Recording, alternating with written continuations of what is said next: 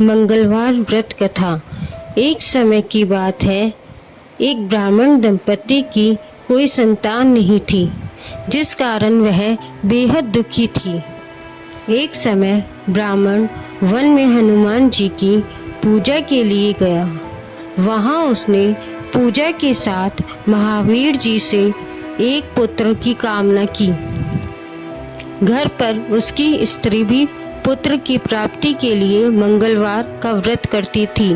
वह मंगलवार के दिन व्रत के अंत में हनुमान जी को भोग लगाकर ही भोजन करती थी।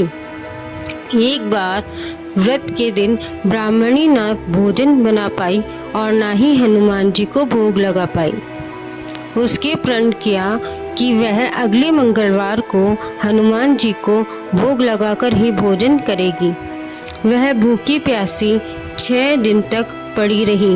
मंगलवार के दिन वह बेहोश हो गई। हनुमान जी उसकी निष्ठा और लगन को देखकर प्रसन्न हुए। उन्होंने आशीर्वाद स्वरूप ब्राह्मणी को एक पुत्र दिया और कहा कि यह तुम्हारी बहुत सेवा करेगा। बालक को पाकर ब्राह्मणी अति प्रसन्न हुई। उसने बालक का नाम मंगल रखा। कुछ समय उपरांत जब ब्राह्मण घर आया तो बालक को देख पूछा कि वह कौन है। पत्नी बोली कि मंगलवार व्रत से प्रसन्न होकर हनुमान जी ने उसे यह बालक दिया है।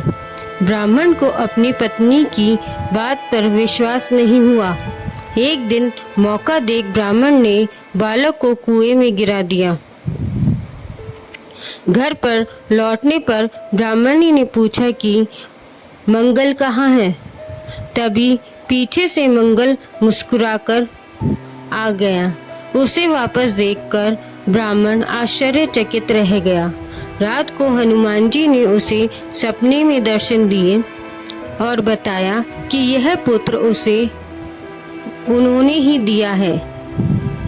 इसके बाद ब्राह्मण दंपति प्रत्येक मंगलवार को व्रत रखने लगे।